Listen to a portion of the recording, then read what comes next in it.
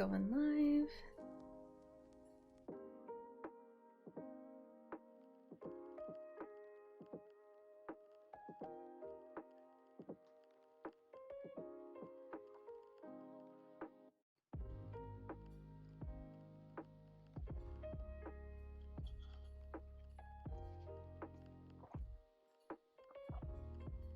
Don't mind me slurping on my coffee here. It's okay. It's like an ASMR stream. Wait. I got you.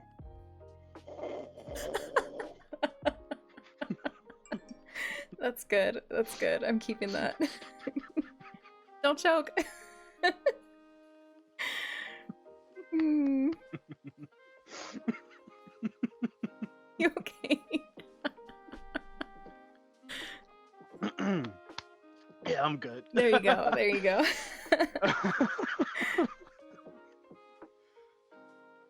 Okay, sweet. Ooh.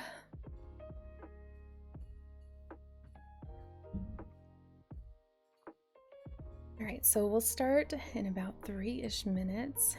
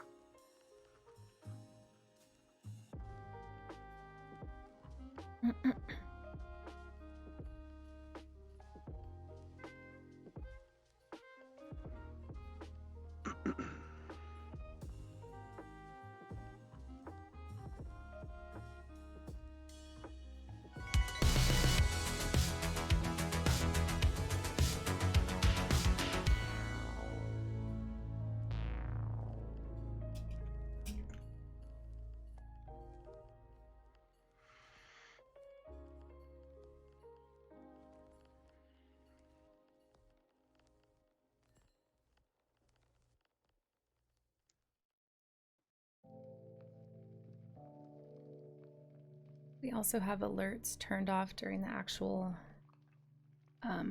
stream, so it won't kind of disrupt the flow of the discussion. Let me just double check that, because now I'm like second guessing everything. You think you have everything squared away until you hit live and you're like, oh shit, I forgot that. Oh okay. Yeah, I remember the day. Oh my gosh. How long has it been? It's been a while, right? I don't even want to think about it. All that time missed. Oh. I remember when it was just Ustream, and you had to use. I used like 3 different softwares to route video and audio. It was a nightmare. It was. I don't know. Yeah, that was the. I was young and had nothing else better to do, so. You had the time, right? I had the time. Oh man. Ustream and Justin TV and all the fun stuff. That wasn't fun stuff. That was a nightmare. I remember trying to stream on my 2010 MacBook. Oh yeah. Bad. Streaming on the MacBook. Oh my god. Yeah, so many crashed LPs and streams. I'm sorry, go ahead. No, because I had the MacBook for the longest time. Right. None of my friends could help me because they were all Windows users. So they had all the better software, and nothing was ever made for Mac. No. I couldn't use any of those stupid emulators or anything like that. Right. But then I figured out how to dual boot Windows onto the Mac, so I was able to do everything. Right. Yeah. Did you ever use Dolphin? I think it was Dolphin for the Mac. It was like an emulator. I think it was. Yeah, Dolphin came out a little bit later. It did. It did. Yeah, but I didn't. That thing didn't have any power to run it because Dolphin's what, GameCube? Yeah, it was GameCube. And Nintendo Wii. Right. A little bit. Yeah. It was like a dual core Mac. It wasn't gonna. do it. Much. All right, let's switch on over. Okay, really quick. Hi, everybody. Welcome in. Matt saying hello. Rio saying hello. Emily saying good morning. Okay. I don't know why we're talking about garlic, but whenever you're ready, ALG, I guess we'll get started. All right. Whoa, I see myself. So I'm going to pop out this chat somehow.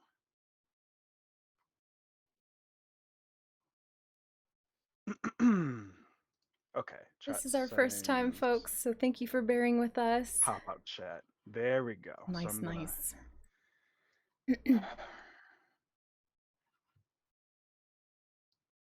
Okay. All right. Cool. Let's go ahead and get started. All right. Welcome to this little corner of the universe. My name is Alex, and this is Powcastyea, the podcast where we explore tough life questions, share deep insights, heal through stories, and of course, game along the way. I see you've brought an open mind and an eager heart, so let's begin, shall we? Today, we have a long time and good friend and the doctor of Stoicism himself, ALG. ALG, why don't you introduce yourself to everybody? So, without further ado, no, I was just kidding. Uh, you guys will probably know me as a loyal gamer in the chat. Commonly, my nickname has been ALG. That was given to me many, many years ago by Nintendo Capri Sun. Oh, wow. Uh, yeah, that was an ancient anointing with that one, but that's sort of lasted throughout my YouTube career. And you guys will now know me as Dr. Stoic, so that's kind of like my newer channel. That's going to be on YouTube, and I have a Twitter account as well, which I haven't been updating because of clinicals, but now that I'm done, I'll be able to go back on, upload some more content on both channels. Neat. Awesome. Well, what are we going to be talking about today?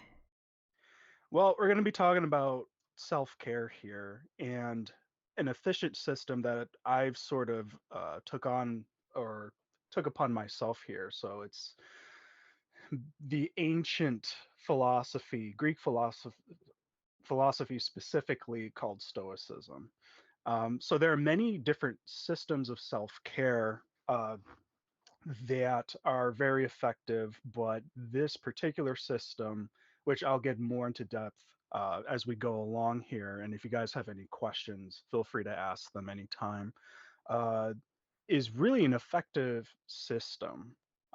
And I'll get into why as I look over my notes here. So we're going to get into the history of Stoicism and how unfortunately it's kind of been misunderstood Mhm. over many hundreds, if not thousands of years Like of it being anything. implemented. Like anything, Right, right. just hundreds of years and, history not being taught fully or correctly, kind of led to this. And I'm going to reflect on a lot of modern issues that pervade our society and how Stoicism can help with that because the biggest thing I want to take, or rather, I want you guys to take away from this is how humanity's problems have always kind of been the same. Mhm. And that there's really nothing new, right? Like we have all this technology that lets us know about people's issues at a much faster rate, but these issues, the deep-seated ones, the emotional issues within our brains have always been the same because physiologically we are all more or less the same and are capable of the same things. So Right. that being said, I feel like I'm going to have a water. I'm going to be doing a lot of talking. We're going I'll to jump in be too as you need it. we're going to be going into some of the superheroes of Stoicism. We have some characters, we have some memes, it's going to be fun. It's going to be fun. So, um, we're going to hit it off with what it is. So, when a lot of people think of a stoic individual, they think of this. All right. Right, right. No I know emotions, exactly what you you're know, talking about. like very toxic, just bury the feelings deep down inside. You don't ever acknowledge them, right? And it leads to like a very like toxic festering thing. So when you talk to like a Stoic individual, Mm-hmm. they're going to be like very hard pressed and not very emotional or in touch with their emotions. Right. Um, and this is sort of the modern connotation of what Stoic is, and it's Mm. actually nothing like that at all. Oh. Um, so what Stoicism is the ability to organize your feelings in such a way where you let things, you either interact, you choose to interact with external events with your feelings, or you don't. And what this does is it creates a system where you learn to let external events, right, sort of lessen in their effect on your emotions. Mm-hmm. So, just to give you an example, let's just say that I'm walking down the street and I have a confrontation with somebody, like, they have something like nasty to say about my appearance or Right. whatever. So, I can choose to be offended, right? And this is something that is really an issue within a lot of different aspects of society. Like people are very easily offended by things, Mm-hmm. and that's understandable, right?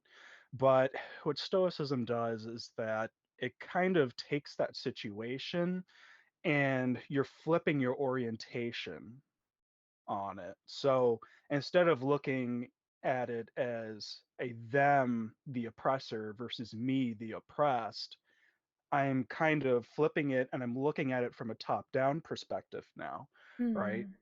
I'm asking myself the question, should I really be offended by this person? I don't know the person. I don't know where this person's coming from with this, Their right? intentions, why they're Right, their coming at you. intentions. Yeah. Right. So at that point, if they're coming at me with a hateful remark, all right, to me, I'm interpreting this with my alternate view as, why should I be offended? It's no different than having a kid saying something smart, right? You're not going to Right. be mad at the kid No. for, right? So if somebody's coming at you with nasty stuff to say, I could choose to be offended and chastise them, and then they could hate me more, and it doesn't solve anything. Mm-hmm. Or I can convert that into a learning moment for them.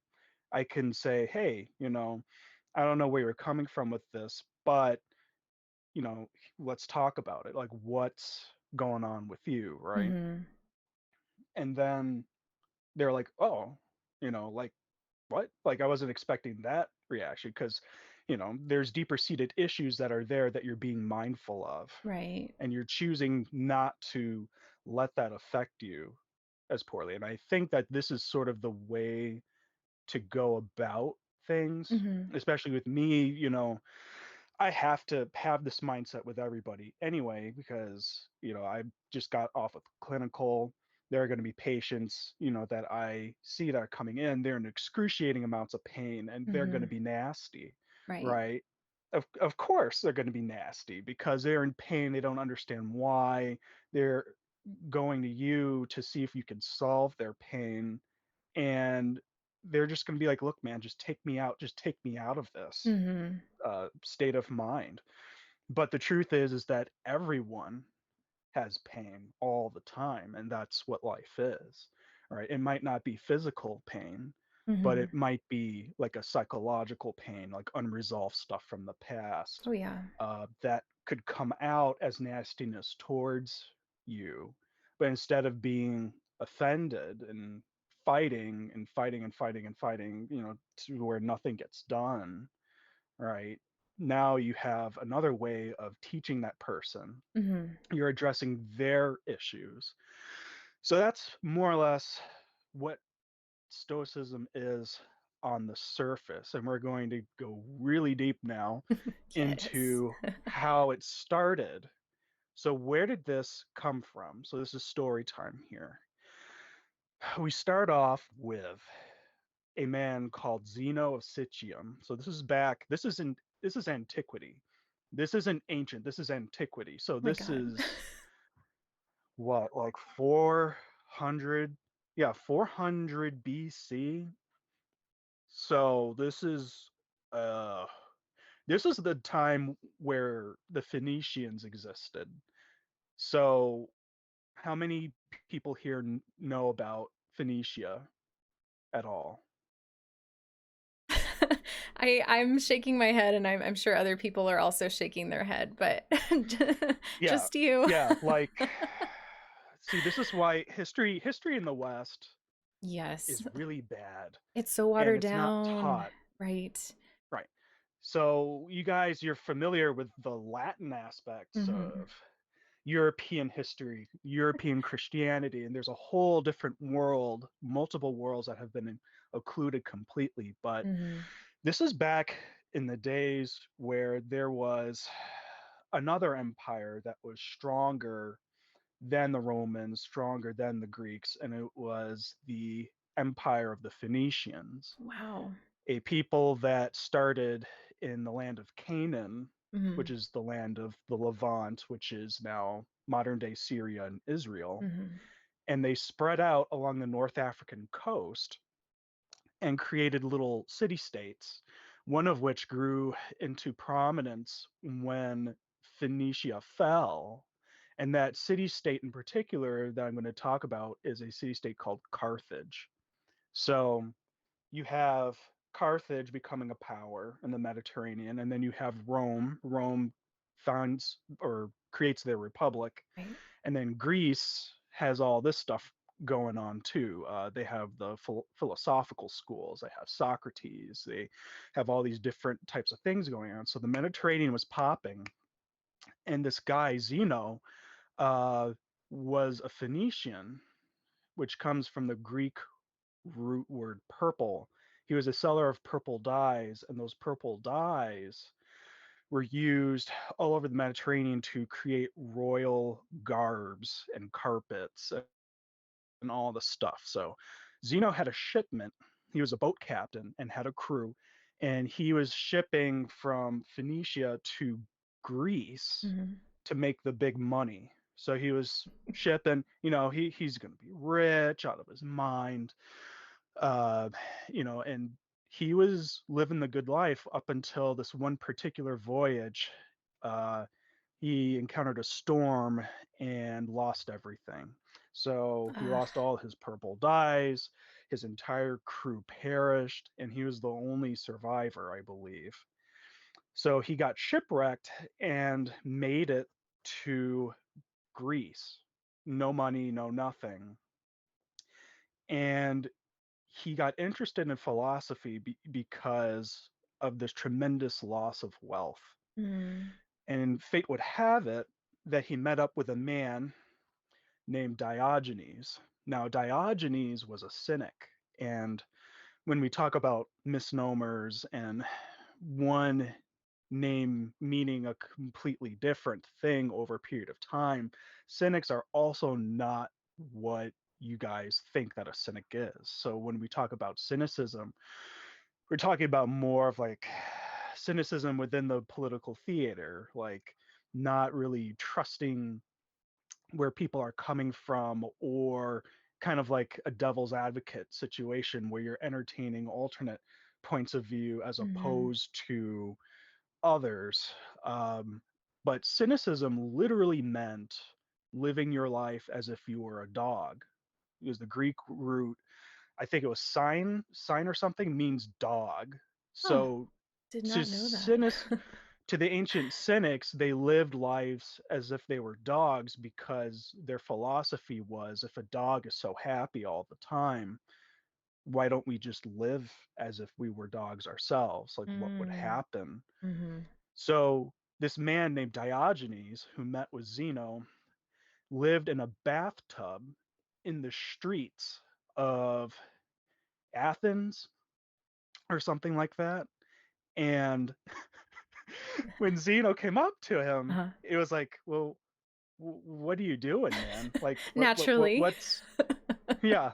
So here's Diogenes with his little knapsack. He Uh-huh. had like a very like minimal garb, and Diogenes is like, come here, and like, let me show you like how to live life, man. Like, screw all these posers walking around making their money. I'm going to show you what Dang. real wealth is. Yeah. And so Diogenes and his fellow cynics, they were famous for arguing in marketplaces and other schools. Diogenes actually made a famous argument against Plato, Hmm. who was the founder of the academy, and the academy was the root of our democracy, our collegiate Mm. systems. Everything's modeled after Plato's academy. But Diogenes would go into Plato's school and just make a fool out of this man, right? like like Plato was trying to define an argument as to what makes a man, and Plato used physical descriptors to describe what a man is. And here comes Diogenes with a plucked chicken, and then he goes, "Behold, Plato's man," and holds the chicken up Oh my god. to everybody in the So school. trolling him. Yeah, just trolling him. That's all that Diogenes did. And Wow. Diogenes also trolled Alexander the Great. This is probably like the funniest thing of all. So here comes Alexander the Great, I like love the this. biggest known conqueror in antiquity. Hmm. His empire spanned from Macedonia to India, right? So this dude was like a god, conquered the Persians, conquered everything, couldn't conquer Diogenes. So Alexander the Great walks up to Diogenes and literally offers him a spot in his royal palace as like a tutor for his children and stuff like that. And Diogenes literally, he's laying on the ground, he's sunbathing, and Alexander the Great was standing on top of him, trying to like figure this Diogenes character out. And Diogenes literally just goes, "Get out of the way! You're blocking my son. You're Oh my blocking my son." god. And then Alexander was like, "Okay," so he just left and just never bothered to understand cynicism ever again. But those were the ancient cynics. They lived in communities, and they engaged in Greek dialogue with each other, and they embraced poverty deliberately as a means of living. But Mm. this is where Stoicism comes from. So I'm going to get into, flipped from cynicism into becoming the founder of Stoicism. Okay. So Zeno, after living like a hermit, kind of thought that it sucked. So he discovered that through his time being with Diogenes, that he basically was hitting on something that none of the other philosophies hit on. Mm. And what that was is, if you go without things deliberately, you enjoy them a lot more. And there's a physiological underpinning that explains this phenomena. But the ancients were manipulating this all the time. And what it is if you go through a period without, like a blackout, right? So think about the South right now and what Texas is going through and all of that Right, stuff. right. So you go without that for like a month, and then all of a sudden you get power back, you get water back. You become so thankful that you get those things back because you took them from granted. Hmm. And it took you a little period of going without those things in order to truly appreciate them. This is what the Cynics did. Unbeknownst to them, they discovered that going without water and food until they were absolutely hungry or absolutely thirsty Oh, man. made them realize that they can take like a bland of the most blandest food and make it taste. They could get more enjoyment out of like a biscuit than a rich person could with a huge feast, Mm. right? So those were the riches of the cynics, the ability to manipulate that biological process in their head, which is linked to dopamine, serotonin, and all of that stuff, right? We didn't discover this until much Yeah, later. so The early. cynics were Wow. using this, right? And then the concept of an atom and all of this stuff was invented around this time. there's no microscopes, but the Greeks knew that we were made from everything else that was found Mm. in nature, Mm. right? They, through logic and deductive reasoning, they discovered all this stuff. So they had a hint as to how to manipulate these things. And what Zeno did was he took the lessons of the Cynics with him and he went to other schools. He went to the Aristotelian school, um, and he learned logic and physics, and combined with Cynic ethics, created the trifecta of the school of Stoicism, which he taught his students, Zeno's students, upon the Stoa, which is literally just Greek for porch. Uh, but basically, you could think of like, like the big long towers that they had, like I forgot what they were called. They weren't obelisks, but they were like those long meeting halls where Oh, okay. everybody would Okay. meet up together and conversate. And Zeno would teach this way, so Hmm. kind of mirroring the ancient Cynics, where they'd teach on the street as opposed to inside of a building. The Stoa was like the halfway point in between the cynicism of the streets with the bougie Aristotelian fanciness. I love it. So out of this halfway point, Zeno's school of Stoicism would grow to become the most important of all the philosophical Greek schools. And later, when the Romans came in and conquered everything and took everybody's ideas and incorporated into their own culture, Hmm. the Roman emperors, most notably Marcus Aurelius, would become the most famous of all practicing Stoics. So we have a long history of a philosophy that was incredibly important in antiquity in the ancient world, but would later get snuffed out by other ideas, other philosophies such as Neoplatonism Mm. and Christianity. So money started to get involved and power and all these different types of things.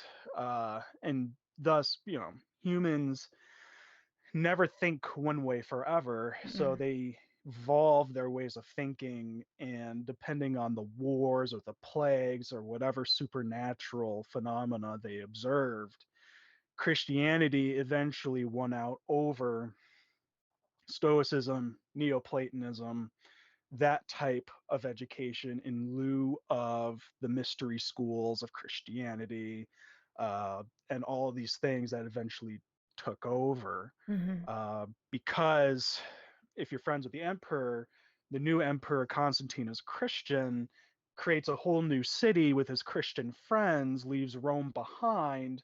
Rome gets to rot, and the new city, Constantinople, with his new Christian friends, kind of took over, and that became a whole different era within Roman history called the Byzantine history. Mm. Hmm. So that whole thing just kind of snuffed out the ancient schools. I believe Emperor Theodosius shut down the last school of Neoplatonism Wow. in, yeah, I think it was in Constantinople. He shut the last college down, and Greek philosophies became a thing of the past. So that's what happened to Stoicism for the longest time, but it was studied by notable figures throughout the Renaissance and into the modern era.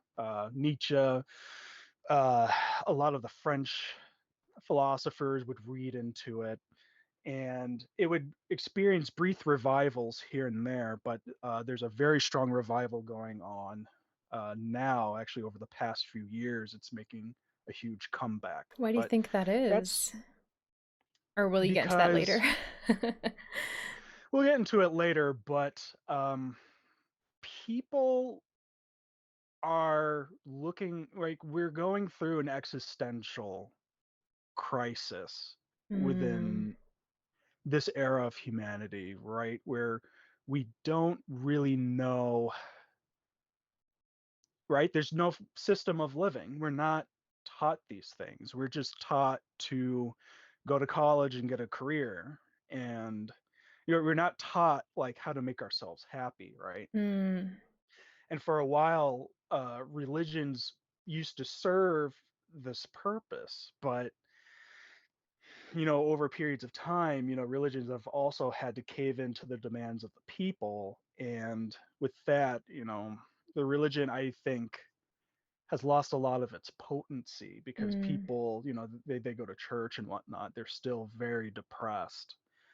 There's still a lot of things that aren't being addressed within people themselves, within their minds, that right, like religion just says, well, you're a sinner and you're going to sin anyway, but it's fine as long as you believe in hmm. XX deity, you'll be saved.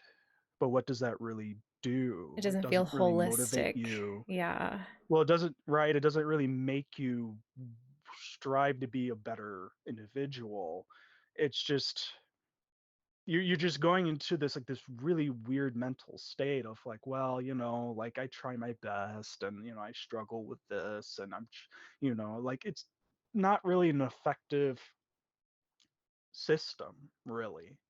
uh and you have these old philosophies that are making a comeback simply because it's trendy. You got the memes going on. All those old wonderful wisdoms are starting to come back, and I Hmm. feel that um, with this popularity will come, more and more people finding out about the ancient schools of antiquity, Stoicism, Cynicism, a lot of the exciting developments that are going on. Um, right. And, right, this is just it's a fantastic time to be alive because we have instant access to all this ancient Oh yeah. Oh yeah. information, that we just weren't taught in school, right? We were taught Western ideas, but we weren't taught anything else from any other perspective. Like, Hmm. what about African Christianity? Right, right. We don't know anything about that. Mm-mm. We don't know anything about Carthage because Rome burnt it to the ground and turned the entire city into a pile of salt. But you have that, but we also don't know anything about the kingdom of Axum. We don't know anything about Nubia. We don't really know that much about Alexandria post Cleopatra era. Right. So, like, what about all those different types of ideas? And, so all of that kind of fell to the wayside in lieu of, you know, the Latin. I'm not talking about Latin America, I'm talking about Latin Rome. That view is what led into the Renaissance, which is what led into modern day Europe, which is what led into the formation of the United States. And that's all we know. Hmm. But there's the Greek perspective, which nobody knows about. There's the African perspective, and there's the Eastern perspectives, like the Chinese perspective. There's, Indian perspective. Like, all of those things, when the Renaissance came along, was like, those Eastern philosophies, those are just playthings. They're not really like, what Europe is about. And it's so not true because there's so much valuable information about the human psyche when you study like Taoism and all those Eastern philosophies. And Stoicism is very similar, as a matter of fact, to Zen Buddhism. Hmm. It's just, if you think about Stoicism and want a better idea of what it is, it's pretty much Zen Buddhism, but Zen Buddhism is more of a creative spirituality mindset, whereas Stoicism is a left brained logical mindset. But the two are Oh, basically interrelated with each other. wow. One Okay. comes from Greece, the other comes from India. But the two they came to the same conclusions about life and how people should live life. Very interesting stuff. Believe it or not, in antiquity, there was a lot of crosstalk, right? Like, Alexander the Hmm. Great conquered, you know, Greece all the way down into India, Uh-huh. creating the Hellenistic period where Greek ideas would fuse and mesh with tribes as far as India. And there would be a lot of crosstalk trade going back all the way up into Europe, right? This led to the Hmm. creation of like the Middle Passage. Right, right. So all of the cultures of antiquity more or less knew of each other. And with Hmm. that, with the trade, with the wars that followed, came the migration of different religions and philosophies back and forthing with each other. So there's a lot of stuff here. Yeah, it's really interesting stuff. Just really quick Uh, though, like the yeah. fact that they're so similar from two different origin places, it's just testimony to the fact that like not like one religion, not one mindset, not one philosophy is correct because everybody has a different perspective, you know, and we all kind of come together with this collective, I hate to say it, but like melting pot of just what works best for navigating life. And it's hard to pick and choose just one. It really is. Mhm. It really is. So to like push that as like this is the one true, you know, what you need to practice is like, really though? Really? Right. That came with the onset of Christianity Mm. within the Roman Empire, because before Christianity came about, Rome was all about absorbing ideas from the cultures it conquered and incorporating them into their pantheon of gods, into their schools, Mm. right? That's why we have Sunday worship. That's why we have Yuletide and Christmas and all the stuff. And it's like, well, if you look at Judaism, none of that has anything to do with Judaic religion or origins or anything like that. So where did it come from? Mm. And there's a word that I like to use a lot, and it's called syncretism. The idea that you take one culture, that you take an idea from another culture, and you wrap it up and you fuse the two ideas together to become completely something different altogether. Mm. Okay. That's how a lot of the ancient uh, nations, they all started out as polytheistic. Over time, they evolved into henotheism, Mm-hmm. the idea that a pantheon of gods can be represented as one god. And then you had the birth of trinities. So in Babylon, they had a trinity between three goddesses to create one mega goddess that is representative of the lesser goddesses. And you had a lot of nation states, such as the nation of Israel, making covenants with these henotheistic deities. And then over time, you have the birth of monotheism, the idea that there are no other gods, it's just that one super god. That is how the birth of Christianity was with Constantine. The way that he interpreted Jesus was, well, you have the lesser gods of the Roman pantheon. So you have Jupiter, you have Mercury, you have all these different types of gods that were the same as the Egyptian gods, same god, different names. Mm-hmm. So, in Egypt, you had Horus and you had Set and you had all these different gods, but the Greeks were like, oh, like this, that's kind of like our god that we had, and we kind of noticed that, these two gods are very similar to one another. So this god is just another name, but it's the same god. We just call him a different name, like Cronus and, what was another Zeus? Like Zeus Mm-hmm. is Jupiter, right? But Right, they're all right. like the same thing. Gosh. So over time, what happened was when Constantine he won his battle at I believe it was the Milvian Bridge. It was his last civil war battle Mm-hmm. to where he can become the Caesar of the entire Roman Empire. He came to this realization that the lesser gods were rolled into the big mega god called Sol Invictus, and the Sol Invictus is where the Sunday worship comes from. It actually has nothing to do with Judaism or Jesus Christ. It actually comes from his Sol Invictus worship. My But God. but then he had another. He had visions, and Constantine all had all like these hallucinations and stuff that Sol Invictus was actually there's a being above him that was more powerful than him, and this being called himself the Alpha and the Omega, the beginning and Mm. the Right, end, right. and revealed to himself to Constantine as Jesus. And now you have this very interesting blip in history where uh, you have a whole army of Romans under Constantine painting the Chi Rho on their shields. With Chi Rho is the Greek initials for Jesus Christ. Right, right.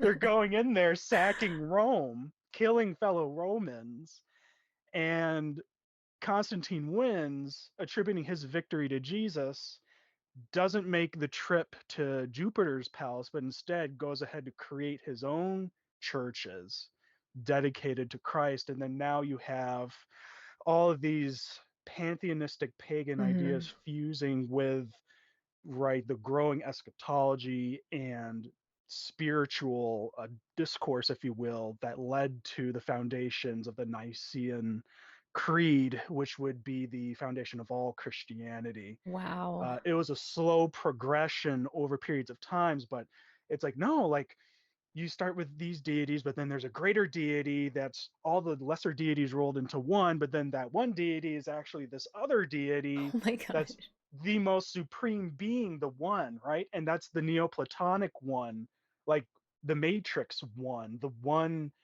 person, right? That's the source of all. Mm, And it was built off of this all of Christianity and all of Western religion is built upon the scaffolds of paganism mm, and Greek philosophy.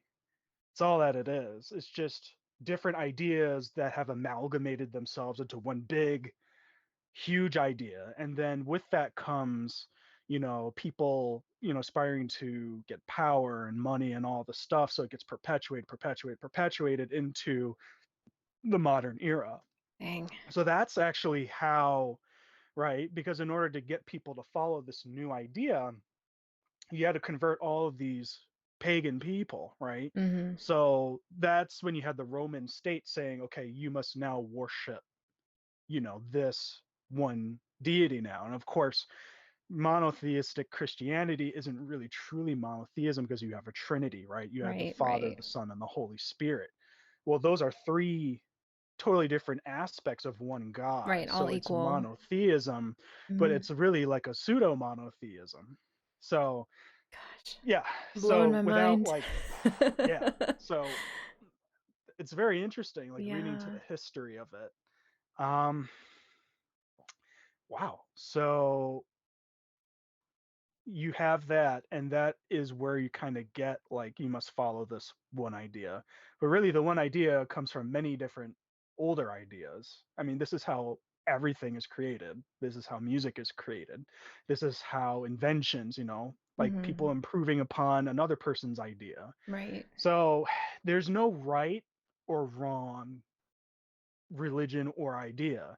It just is. Mm-hmm. It just exists. Right, and there's And no like whether you finishing point either. Like you don't get to the right. finish line and like I've reached my like peak final form, you know? Sorry, go ahead. I interrupted Right. you. No, no, no, you're good.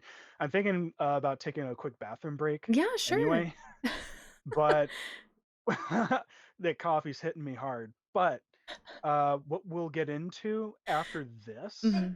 is depression and pain sciences. We're a little bit behind there, but we'll go into the next few chapters of how to use Stoicism effectively in the modern era. How does Okay. that sound? Cool. That sounds great. So we'll take a 5 minute break. If you need a little bit longer 5 minutes. ALG, 5 minute. Cool. Hmm. We will be back. Go ahead and use this time to stretch, get some water, develop some questions, and we'll be back in about 5 minutes. So stay tuned. Yes, questions. Yep.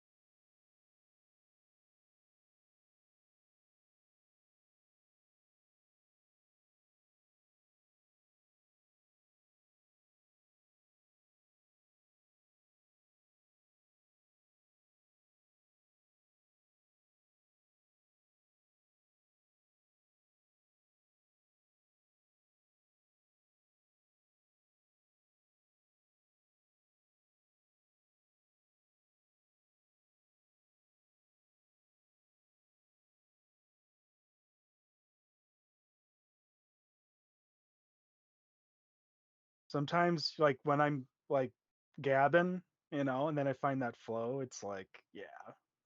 No, I think it's really great too, and it's so important to talk about the history of everything too to get an idea of how it all started, where it all started, and develop an appreciation for like how far it's come.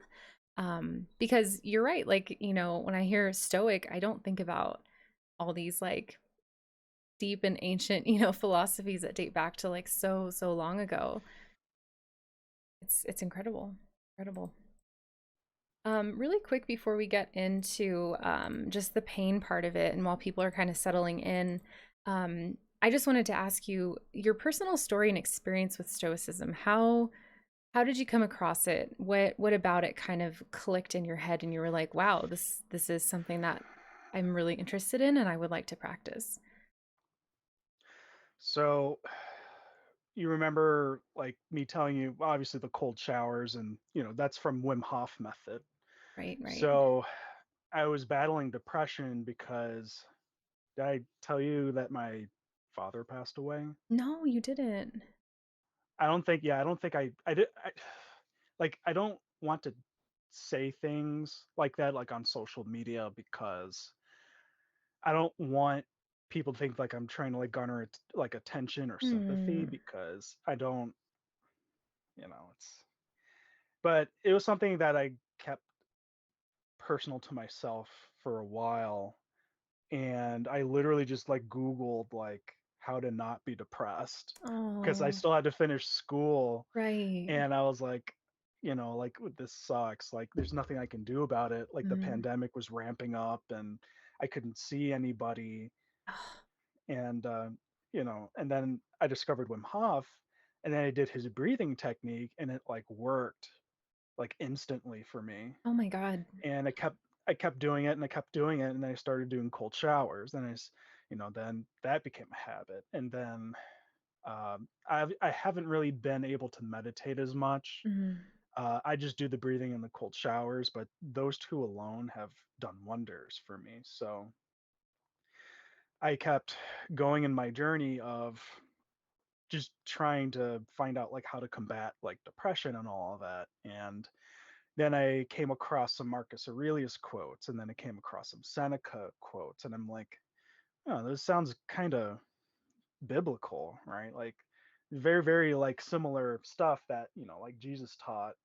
But you have people like Socrates and Seneca and Marcus Aurelius who existed. I think Seneca was born in the same exact year Jesus was. So it's Mm-mm. very interesting stuff. Like all this history that I found, and I love history. Like I eat history up like cereal, if I you love couldn't that. tell. No, no, I couldn't. Absolutely. But I think what ended up happening with me is that, once I just, kind of discovered Stoicism for myself, and I watched people on YouTube like Andrew Kirby and different other types of people that were talking about Stoicism, people like in the manosphere, talking about like how men can like embrace their masculinity in Mm. a way that's not toxic. You can do it stoically and take better care of yourself, right? Right, In right. a very unique and constructive way.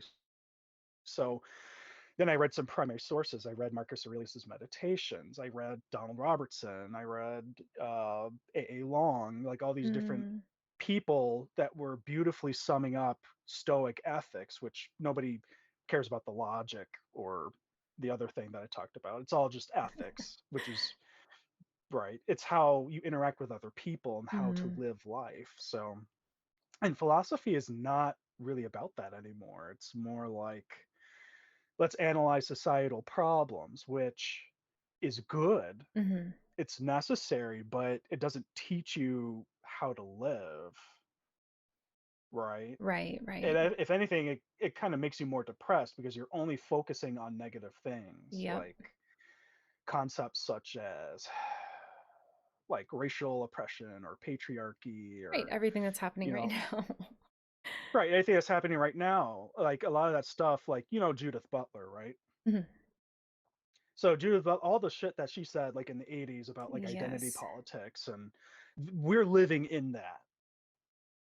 that is what this is. So now we have this environment where identity politics is a thing and is deeply becoming integrated within American society, but along with that comes its problems. Now, I'm not Right. saying that Stoicism is this perfect thing that will solve everything, because it too has problems of its own, which Mm. I may or may not hit upon the stream, but I'll make a video about it maybe.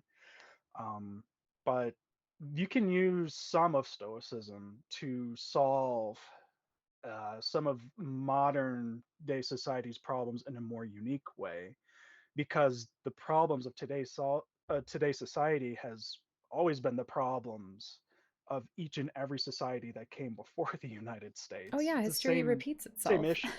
Right. History repeats itself, but we're all the same despite our Mm. differences. Yeah, So, I agree. Well, to echo on the sentiments in chat, thank you for feeling safe to share that with us here in this space. We want folks to be able to express that. But I think that's a really perfect segue into you were talking about pain and just the science of pain. yeah. Oh yeah, let me get my Cool, notes. cool. So, Gotta love those notes. They keep my thoughts organized too. well, the beautiful thing is that I just glanced over them and I had everything queued in my mind, and uh-huh. then I just kind of ranted and I hit everything I wanted to hit That's anyway. that's amazing.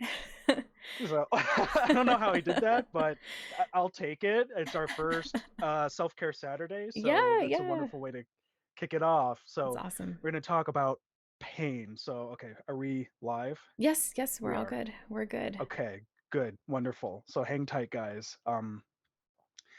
If you have any questions, feel free to shoot them as I go along.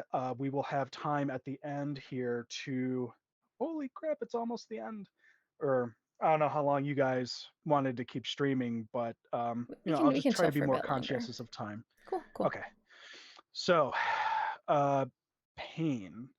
So, as I said earlier before, all of humanity goes through some amount of pain. It Mm, doesn't have to be like excruciating pain, it could be like mild discomfort to excruciating pain. So, there's a broad spectrum. And whether or not, doesn't matter what your background is, it doesn't matter what your skin tone is, doesn't matter what your faith is. All right, if you are human, you are experiencing some level of pain anywhere on this planet.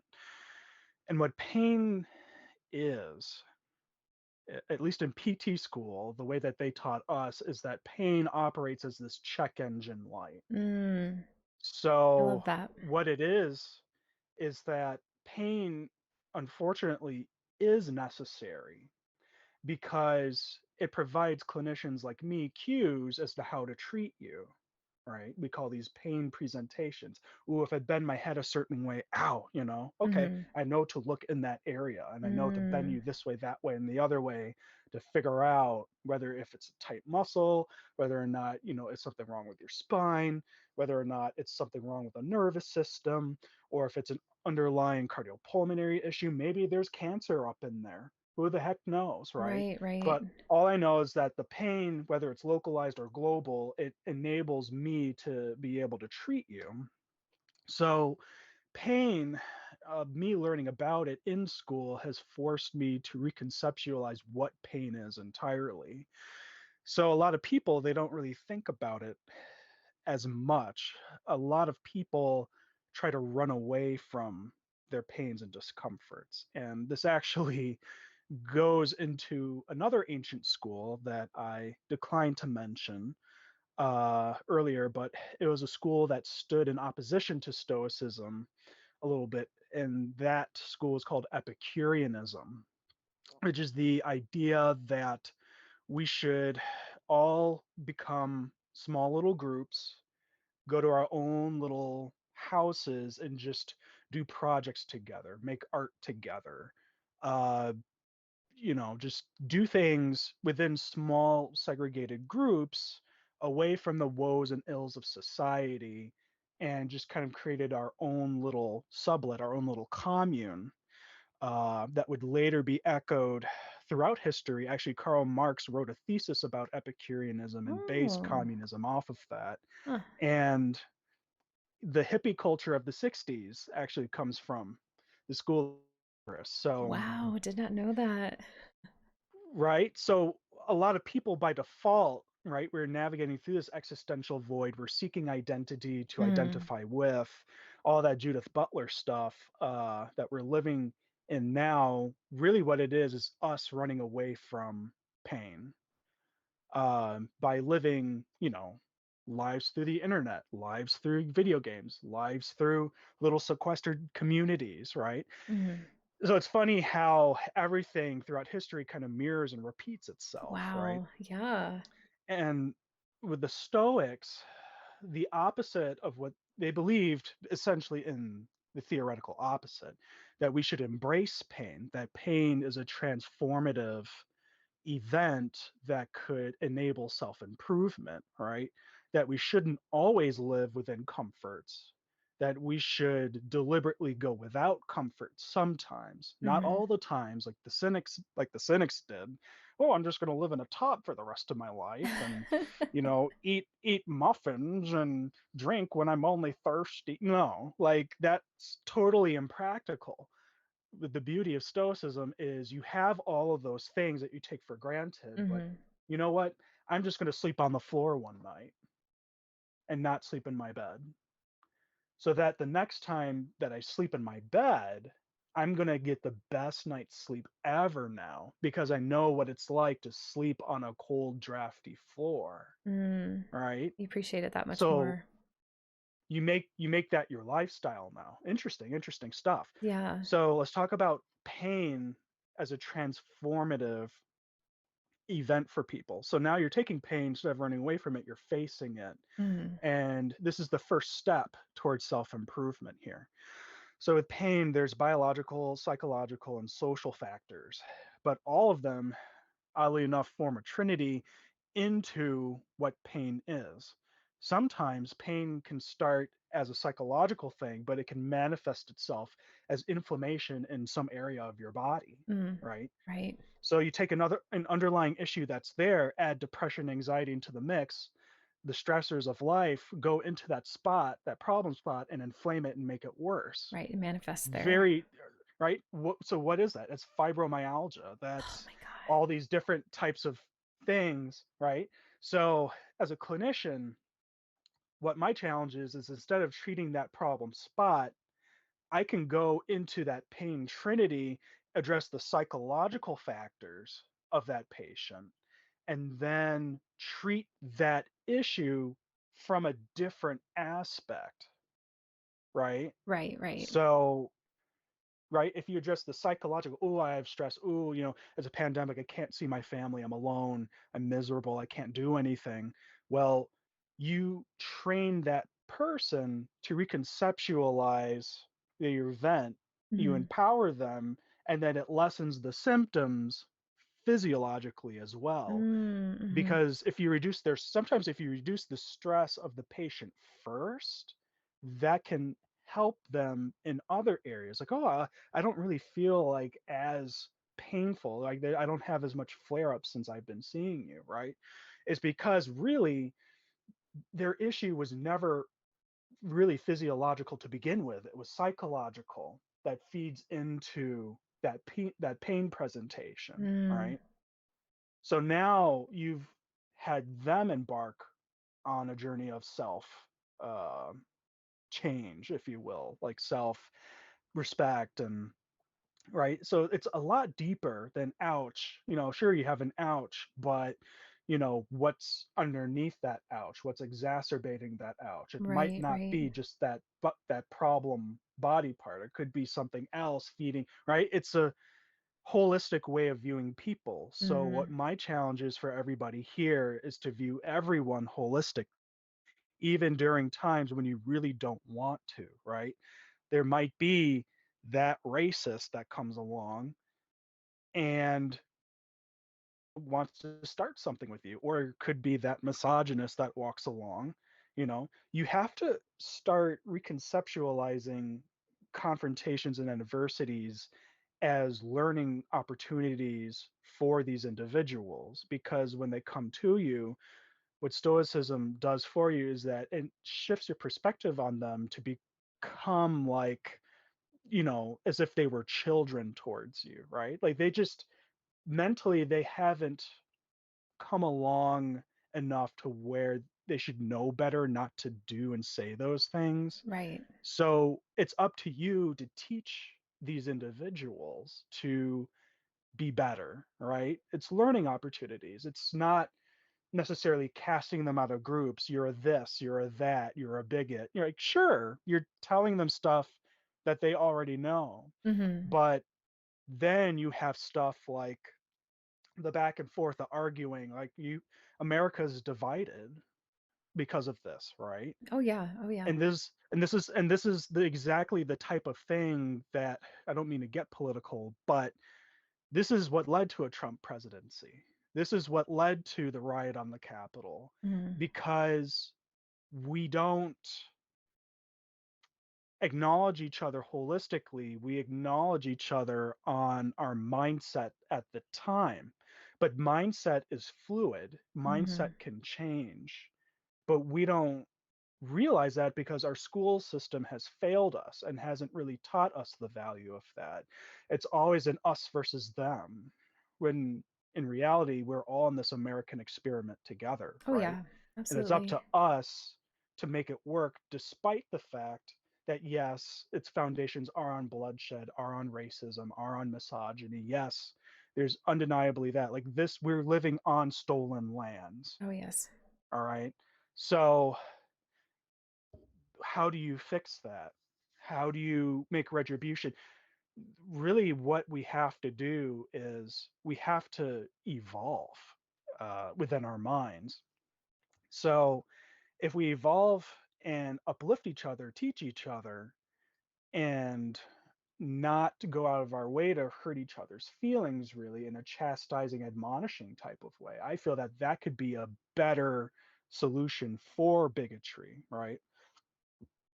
So it's going to require a ton of patience on your part, being a practitioner of some Stoic ideas, but you don't have to be a complete Stoic in order to utilize some of these ideas at the same time. Mm. It's just a matter of being mature about it and just being the bigger person, not letting your feelings be involved and clouding your own judgment, because now you're lessening yourself to be on their level. You're squabbling, and it's I not love going that. to, well, you're not going to create a more favorable solution Mm. now. You're just going to have, I'm in this corner with all my friends, and you're in that corner with all your Mm. friends. What does that really do, really? It makes Russia happy, it makes China happy, Right. right? It makes Syria happy. Yeah. Like, no, like we don't want that, right? Like we all have family, we all have that one family member that is or was, a pro-Trumper. You can't get rid of that family member, but they're there Mm. and they're very entitled to their opinion. But what you can do is, instead of just disassociating yourself with them, you sit down with them, you try to understand where they're coming from. What is the underlying reason? Why do you believe that? Why do you believe these things to be true?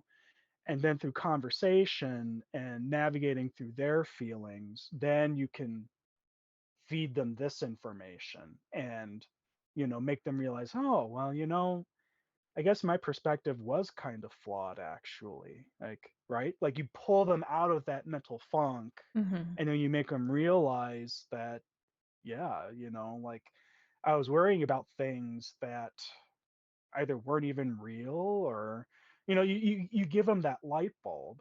And that is a much more favorable solution And to just addressing yelling at one another. yelling and arguing. Like you go on Twitter, everybody knows how toxic Twitter Oh is. Like yeah. it's just people yelling at each other, and you feel good for a little bit, but then that feeling good goes away. So you feel like you have to yell at more people, right? Because you're Mm-hmm. going on this moral crusade, and well, what does that really do? Really, it doesn't really do anything. But Mm-hmm. the idea is you want to win people over with logic and reasoning and empathy. And when you do that you pursue that as a lifestyle, then you're making change, then you're Right. making progress. It starts with you. It doesn't Mm-hmm. start with a favorable government or a favorable presidency. It starts with the citizen. And Americans, we forget that we create the United States. There are representatives, they're called representatives for a reason. There are Absolutely. public servants. So it's not really the government necessarily. Governmental changes are going to be very slow. They're going to take hundreds of years, right? You're talking about societal of progression. It's incredibly slow. But if you start from the ground up, right, what can you do today Mm. to create change within your community? And then we have more and more people learning about Stoicism or other philosophies that work for them. Now you have faster societal changes. Now you're not relying through representatives who may or may not convey your opinion, but now you're creating, better communities, healthier communities like that. So kind of migrated away from pain science, but It's necessary. but pain, I want you guys to recognize pain as a transformative event. It's what uh, we're viewing this as. Okay, so we did that, and we have a question. When was the time I utilized pain as a transformative opportunity? So you can take many different types of opportunities. We all have them. It can be from like a breakup, or it can be from like a falling out with a family member, or a family member passing away, which is what happened to me and what led me to kind of pursue stoicism and Wim Hof method and all those different types of uh, ways of living. But what it does is it's kind of like that metaphor of taking like gold ore and you're putting it within a smelter, and you have the fire, Hmm. and you're separating the impurities out of the gold to create pure gold, right? So you're taking something that's worthless, but you're using the fire as a mechanism of change to produce something pure. And that's what your brain is. We all have that potential of being smelted into something better. Mm. And that's what pain is. Pain is a metaphorical fire for our brains. So either we perish in the fire and we never learn from our lessons, or you can use that pain to rebound and transform yourself. And that's what I did with Stoicism here, and Wim Hof too. And Wim Hof is more of an Eastern philosophy, but I find that the Wim Hof stuff really complements Stoicism very well, right? Right. With each other, the breath work, the meditation, cold showering, all these things.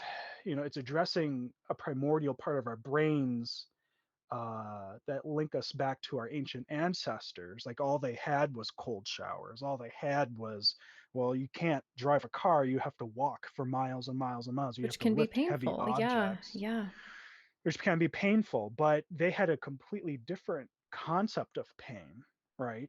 But pain has always been the same. And now Mm. in modern times, it's just a different type of definition. But in reality, you can use these old techniques to cure, the pains that you experience. It's all the same. It's humanity has never really changed all that much.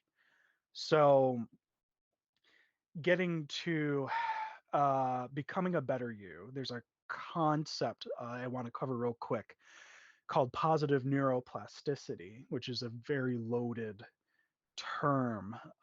So you're using the pain, you recognize that the pain is an opportunity for change. So when you talk about positive neuroplasticity, what is it? So when you lift a weight over and over and over again, over weeks, months, you build muscle, right? Right. So your muscle hypertrophies, it becomes thicker. The cell count increases, the dimensions of each cell increase because that is the body's natural response of being able to lift more weight. Mm-hmm. The body's going, uh-oh, I'm lifting all this stuff now. I have to make more muscle tissue to better accommodate this weight, right? But in the brain, something very similar happens. Not so much with muscle, right? There's no muscle in your brain, it's all nervous tissue. Right, right. With neuroplasticity, musicianship is probably the best example of this. Yes. When you play an instrument, there's a section of your brain called the primary motor cortex that grows in size. And it grows in size because the amount of neurons and synaptic clefts increase because you're using that specific area of your brain to play that instrument better and better and better over the years. Mm-hmm. So when I guess they dissected what Einstein's brain after he died, but Einstein was a violinist, and when they opened up his brain, his primary motor cortex was slightly bigger than a lot of the other areas in his brain, mainly Wow. because of the motor control, right? The motor control, right? There's no muscle memory with playing an instrument. It's all in your brain. But right, like the information gets it communicates rapidly in between your fingers and that area of your brain. Mm-hmm. This concept can be used for making people more empathetic, right? Like empathy is not a personality trait. It's something that can be instructed and learned in other different types of people. And what positive neuroplasticity is, much like playing an instrument to increase neural activity here, you can have like an empathy muscle that you Mm-hmm. can exercise. And being mindful, like mindfulness plays a huge part in what makes Absolutely. stoicism so effective. Being mindful of that empathy and just constantly having a system of reminding yourself to practice these things that I've kind of brushed upon today increases those empathetic areas of your brain, Mm-hmm. right? So now you have a habit, that habit becomes a lifestyle, and you have more, right? You find yourself changing very slowly over a long period of time now because you're literally encoding it into your brain. It's a part of Absolutely. who you are physically as well as mentally as well as Mm-hmm. socially. So what I'm trying to say is that everything feeds into each other. You have to realize these mechanisms that are happening in order to be able to manipulate them to help other people, to help yourself. Uh, right? Like self care isn't just going into a mirror and saying, you're awesome, you're amazing, right? Like in a way, you're just kind of like lying to yourself or you're faking it until you're making it Yeah. type of Right, right. strategy. But a more effective way is right. You're cleaning out the inner closet Mm-hmm. of your mind, and you're facing right. You're not running away from the ugliness of you. You're facing it, and you're addressing it, and you're sorting through it. You're using Wim Hof. You're using Stoicism to clean out like those deep-seated issues within you. Mm-hmm.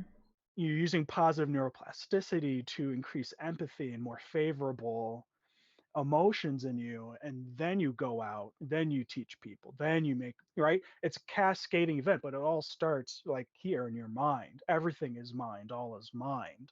So that's what like Wim Hof does from an Eastern perspective. That's what Stoicism does from a Greek perspective. These systems are in place, right? And you can use as many systems as you want.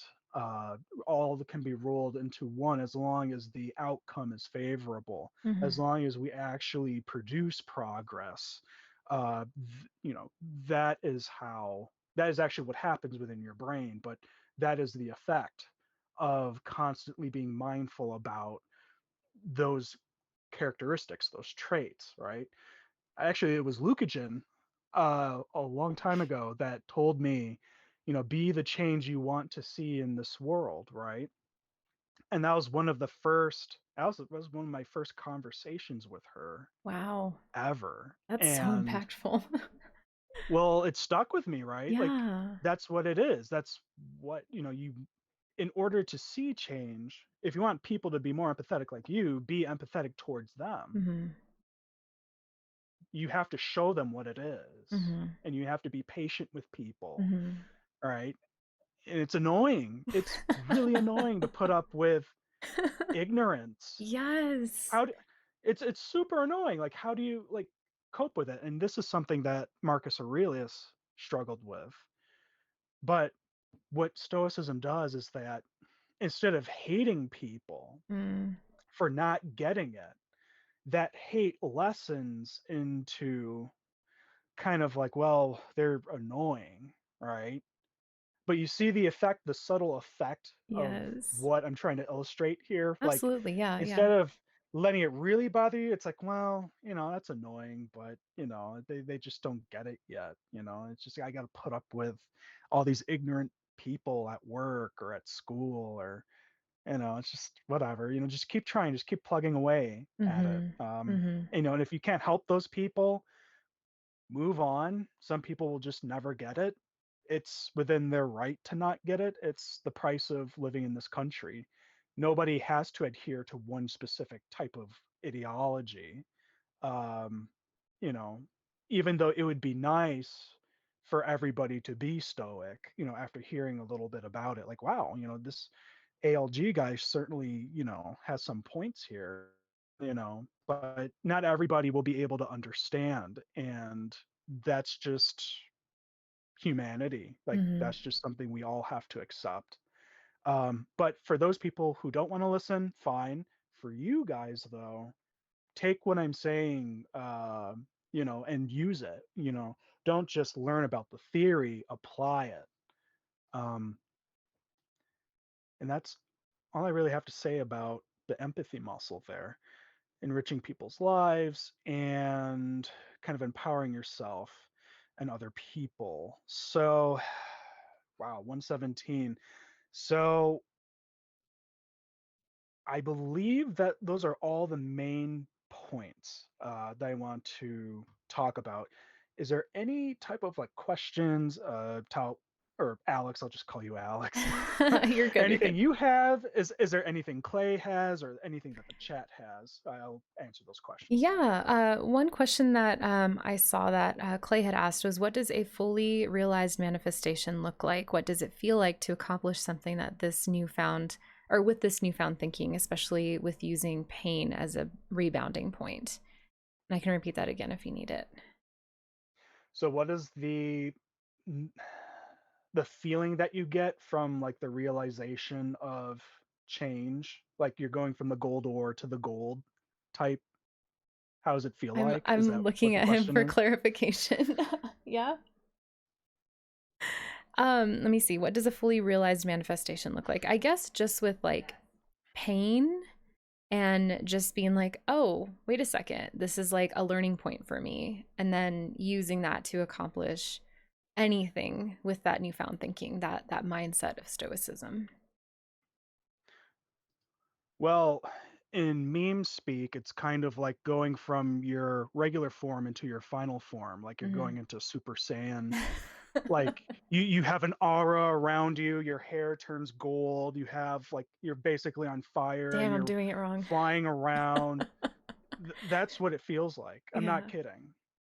That's You that's really you amazing. pull you pull going through the transformative process, you pull the inner beast out of you. Like Wim Hof is really good at this, like with the cold showers and Mm, stuff. Like you're doing things that only 5% of the world's population are doing.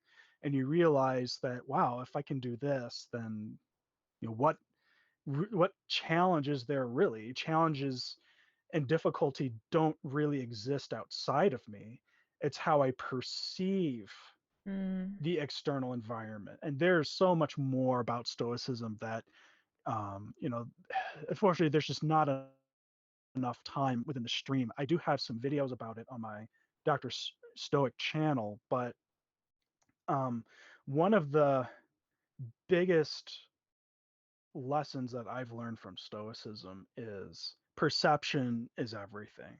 If your mind is everything, then how you perceive external events and external stimuli is also everything. Right. So we have a system of indifference, which being indifferent at first might sound like a bad thing or a toxic thing. But in reality, you know, comments that a racist might make to you, or a misogynist might make to you, or any type of oppression from any different aspect that you might encounter with Stoic indifference, those comments become like air to you. They have no effect because you're choosing not to let them have effect. Mm. And this is what creates what's called the Stoic tranquility, the Stoic peace. Like, it's not that I'm unemotional, it's just that my peace cannot be broken because hateful things, unfortunate situations like Zeno losing all of his wealth like this, that's not going to affect me. It's not going to make me sad or sorrowful because everything is impermanent and everything is within a transitory phase. Right. So why would I anchor intense value on any one thing in time when you're constantly looking at it from this big picture perspective Mm-hmm. instead? And then you realize, why would I waste my time being angry at all these insignificant little things? It should be indifferent to you, right? Like, Right. don't let it affect your peace. That's what Stoicism is. Mm-hmm. It's like not letting things bother you so much. And when you learn to tune out the BS, right? This is empowerment. Like, this is what it is. This is the key. This is true empowering. It's not gassing up your friends and showering them with compliments and, like, even though those things are nice from time to time, it's you bringing out this beast in you. It's this transformative event that, wow, I had these powers within me. I use pain as a cauldron to create change for myself. I've transformed from, a depressive, downtrodden person into an empowered person, right? It's self-realization and Mm. it's being absolutely comfortable with all aspects of who you are, Mm. right? But Right. now you have a system to help create and maintain those changes, right? So that's kind of what it feels like. It feels like you've gone from a normal form to a Super Saiyan form. You're going from Sonic the Hedgehog to Supersonic. You're going from Mario into Mario on a mushroom, right? On a Right? Like, mushroom. it's all there. The truth is there. It's in the video games you play. It It's in pop is. culture, It really right? is. It's like in every kung fu movie, you have the Mm. hero beating up everybody, and then you get that one enemy that's just too powerful. It's a very commonly used trope. Oh yeah. Oh Then the yeah. hero almost dies, or he does, but then he gets transformed to something else. And then that new hero is a superhero Mm-hmm. who then kills the enemy, and then the movie ends. Right, right. Right? The hero, he Yeah, uses that pain of that yeah, defeat, that first go around as like a learning experience to be like, oh shit, I need to like up my yeah, game and be better and, try to just strengthen and move past it. But yeah, that's a really good example. yeah. Um, Really quick, I had another quick question for you. I know pain is really a pain point, I guess, no pun intended, but Yes. Hmm. pain is hard to talk about. And I'm wondering if these learning opportunities ever make pain bearable. I know that we go through life and there's always different pains that we experience, the pain of loss, the pain of heartbreak, the pain of rejection, the pain of, so there's all these different kinds of pains. How can we use stoicism and those learning opportunities as a way to curb each of those unique and different pains? So there are multiple ways of doing this. There are some things outside of Stoicism that are Mm-hmm. effective, but with Stoicism in particular, what it teaches is that um, pain ultimately is how we perceive it, right? So Right. just like life, pain is it's an inevitability, right? Because you're living in a life of impermanence where nothing ever lasts. One thing just gets transformed into another thing. Mhm. So when you come to that realization, the effect of pain lessens because what instead of being stuck within that moment, oh, this is happening to me, right? And you well up inside, right? The Stoics call this a proto passion, meaning before, right, the emotional event. So the way that Stoics combat pain is they isolated it into how you feel, how you interpreted it, and how you react to it. So let's just say that something terrible happens to me and I get this feeling welling up inside, right? This is the proto passion. This is what you feel. So, okay, what you have to do is pause for a minute and go, okay, I feel this way. So, what can I do about it? What can I do that's within my control to remedy the situation? At this point, this is where Stoicism really kicks in and becomes effective. If I take everything about that situation that's making me feel that way, Mhm. anything that's not in my control, I just get rid of it. I don't even worry about it. I don't do anything about it because there's nothing I can do. So why Right. worry about things that are out of your control? So that is partially what, you're taking this amount of pain and then now you've reduced it 50% of the way down. So you chopped off a section of that pain. So now you're experiencing less. Okay, so now what do I do to experience even less pain? Mhm. So moving forward, um, the things that are within your control, do those things, right?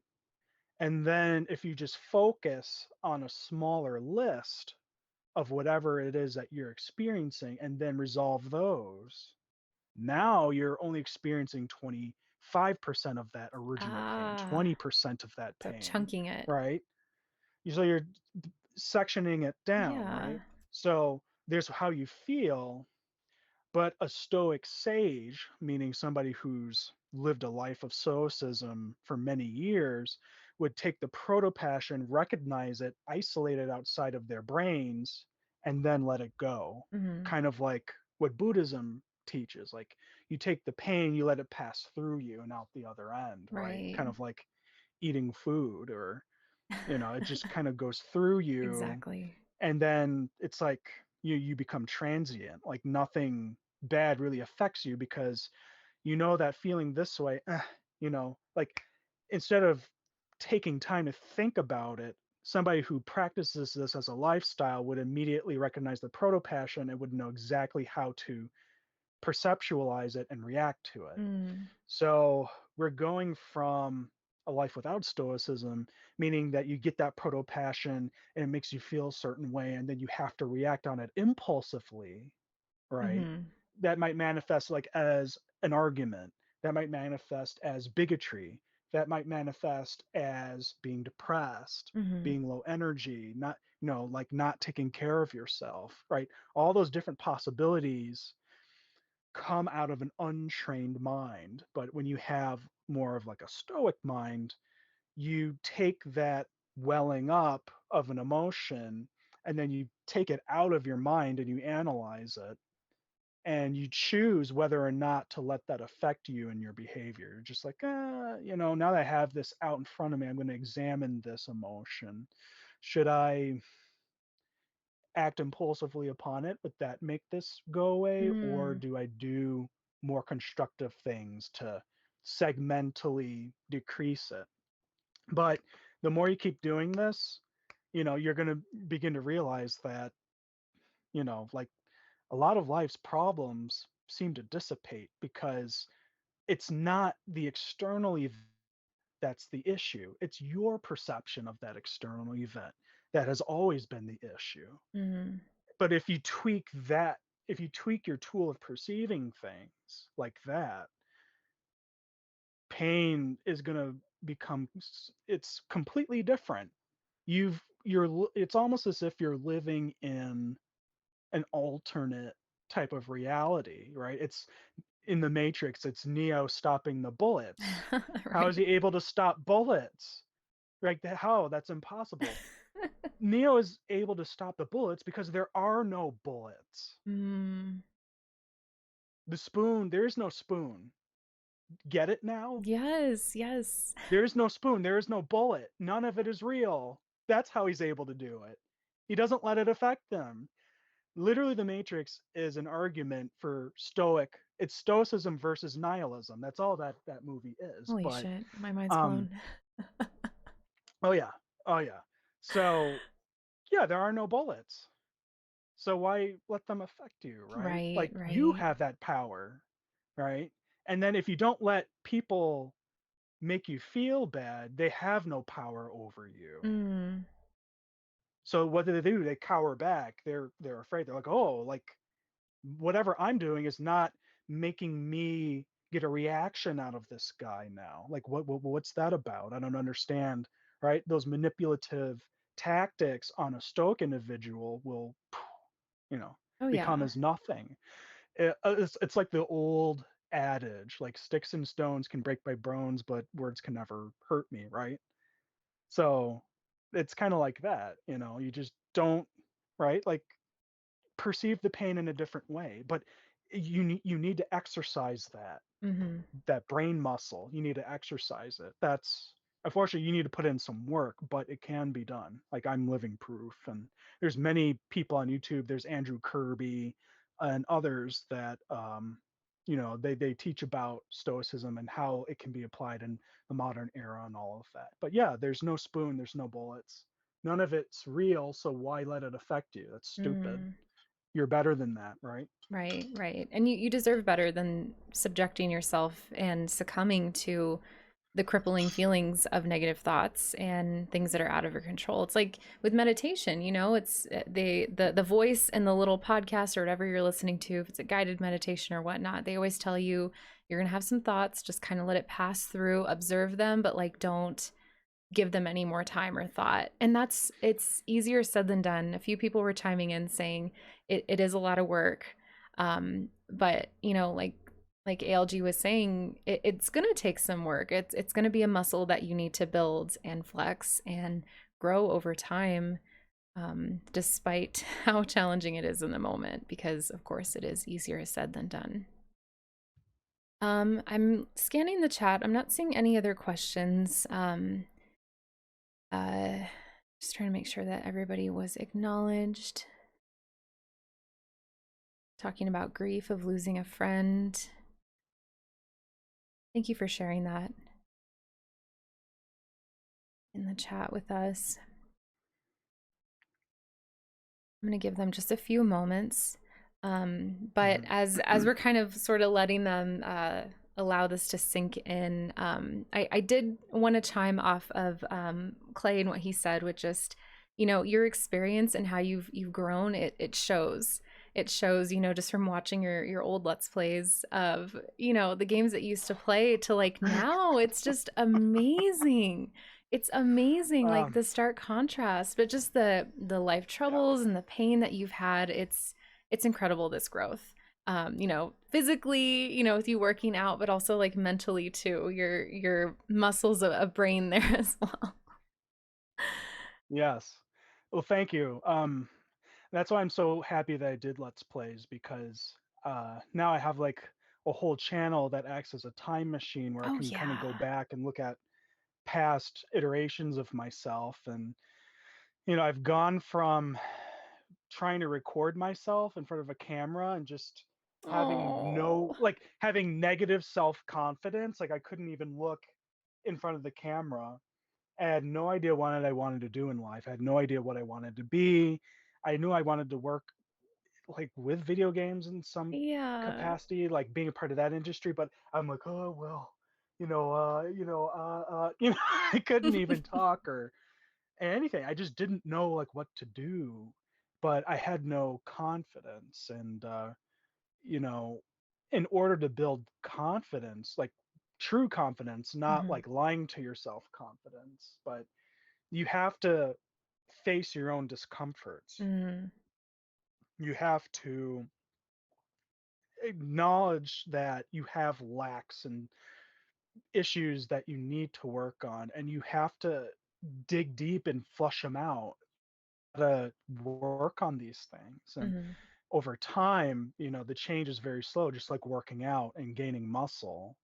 You're not going to notice these changes within 1 to 2 months of you doing it, but you just keep persisting. You got to keep tackling it, right? Because now you're so far in where I've done so much.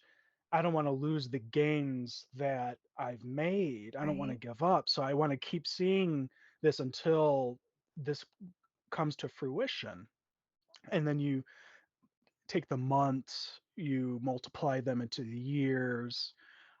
You just keep doing it, and everything changes, Mhm. right? You realize you finally are able to look at everything you've done and you realize, wow, I had the abilities all along, but I was able to do that. Like I was able to go from this, right? Not being able to talk to girls, you Oh. know, just being like, like not no making eye contact, like nothing Yeah. um into like this, right? Like now I'm flexing, and now I'm living life at 100% capacity Mhm. instead of like that mediocre 50%, right? Aw. It's become full.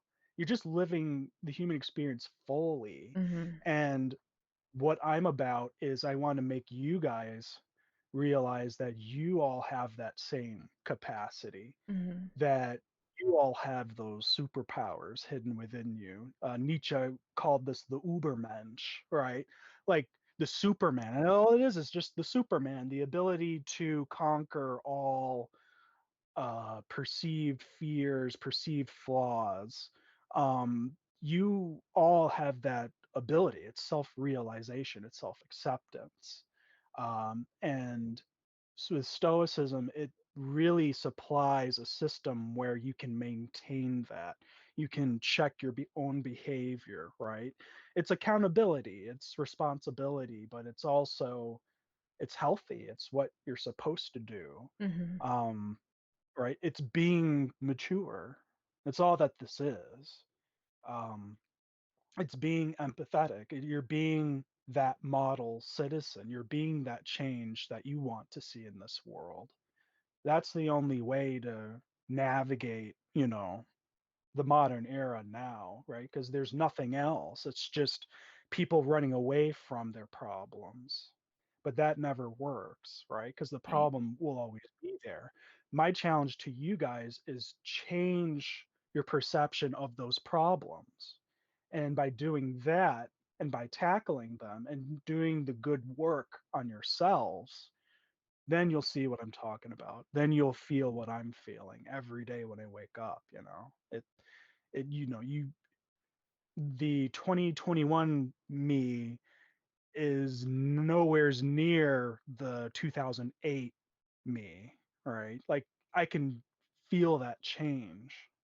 So yeah, that's basically the message I have for you all is you got to put in the work, but it is so worth it.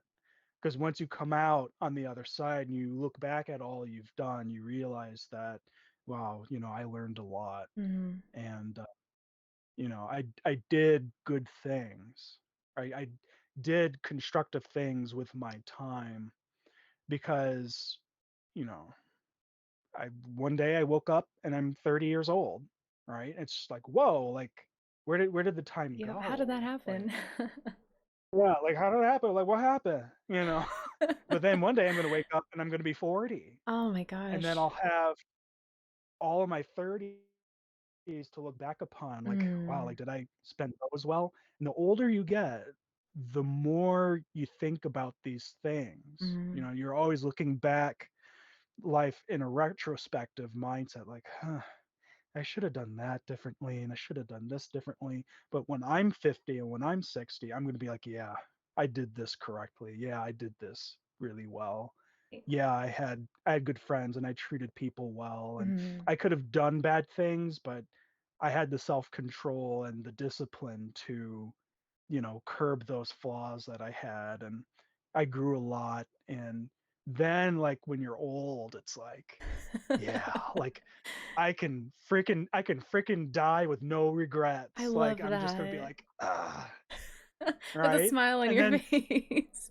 yeah, and then death loses all its horror. Hmm. Like now you've perceived death in a different way. It's like, huh, like, I'm just gonna be turned into something else because everything in my body is gonna go back into the earth. So is Yeah.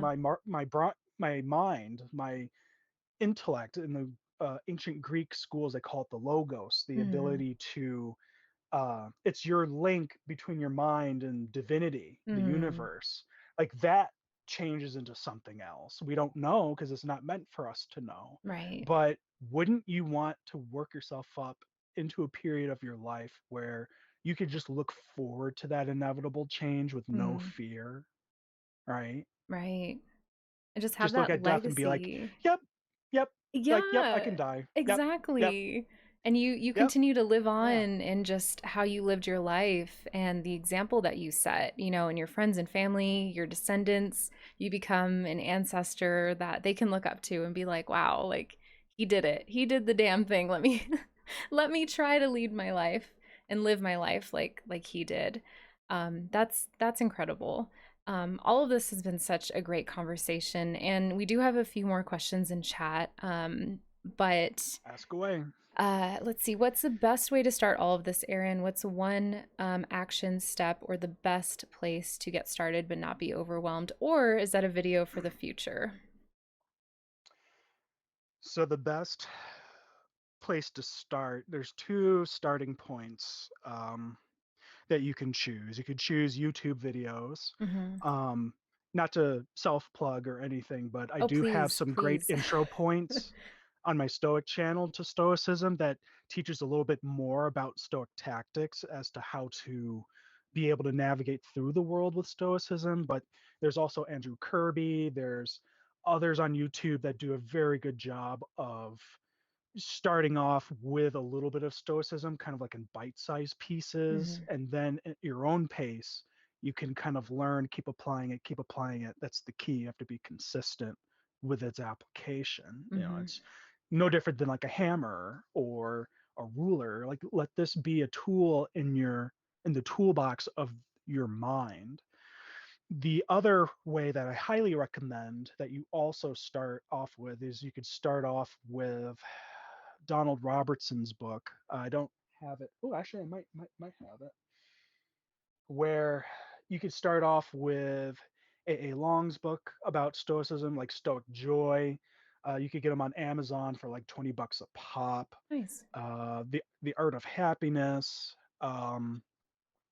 You can read those books, and those are very good intro points into Stoicism, and you can read at your own pace. But eventually, what I would recommend if you're really interested in Stoicism is read the Meditations by Marcus Aurelius. So that book is actually a landmark philosophical book. It's an extremely important book that's sourced to a lot of people's thesis about the different aspects of philosophy, and that's a primary source because it's you're reading the notes of a Roman emperor essentially. Mm, And that's dope. by reading, yeah, if you're reading his works and how he's seen the world, Mm. you think like an emperor, right? Oh my you gosh. you you you you get that king like energy, right? Where you don't let things affect you, and you realize that what you have to do is also for the greater good of the people who are under you, right? You can't abuse your powers as emperor. And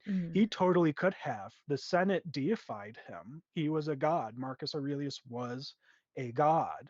But he even realized that, this is stupid. I'm not freaking God. Like, I'm gonna Mm. die one day. Like, he was just like, yeah, like, fine. Like, this is just like tradition. It's not really. But other emperors like Nero and who was the other crazy one? Caligula. Yeah, oh, he was messed. That guy.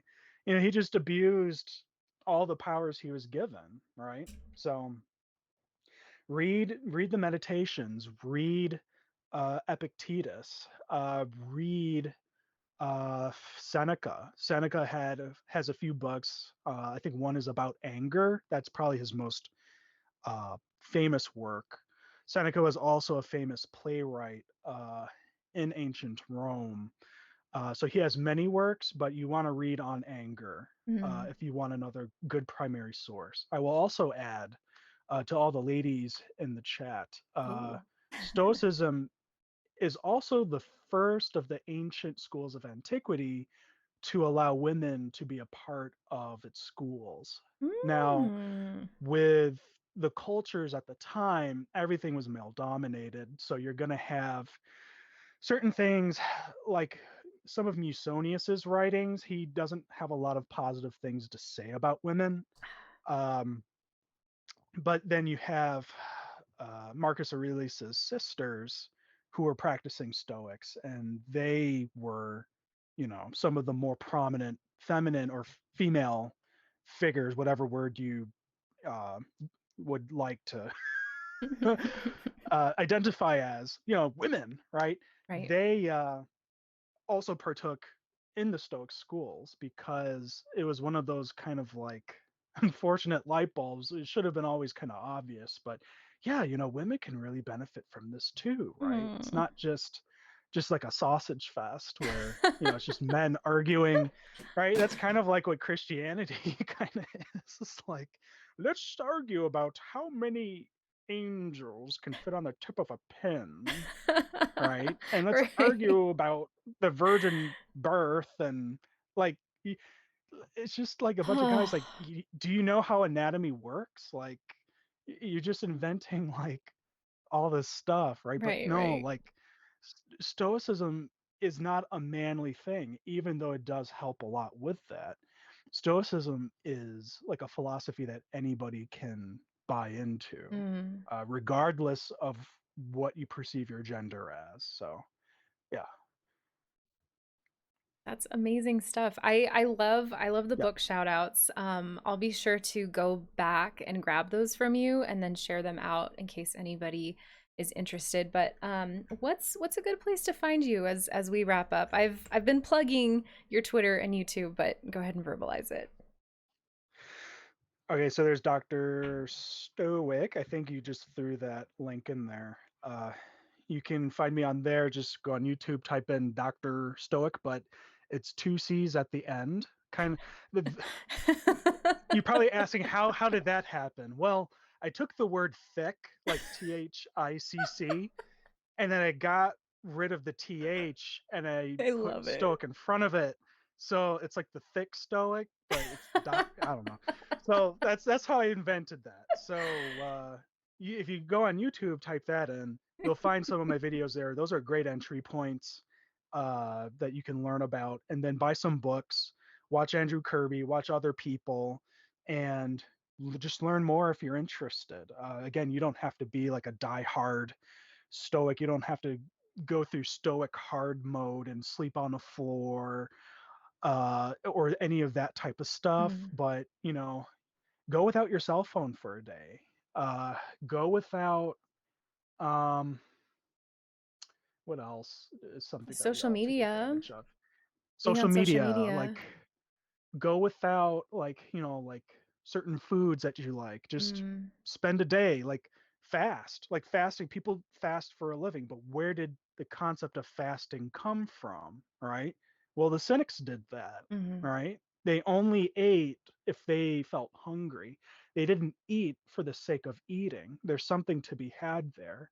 So again, and I could go into dopamine sensitivity and all of that stuff, but I think you guys had a little bit enough physiology for today. I'm here But for it. That was my major. yeah, so yeah, you're playing with the chemicals in your brain, and you're using that to change yourself from a less desirable state into a more desirable one. Mm. But really, what it is perception. It's all what it boils down to is just changing your perception on things that we all have to deal with, right? And then if you can do that, then nothing's really impossible Mm. because you just did the impossible. You've changed how you interpret things, but you've done it in a truly empowering way. Right. Yeah.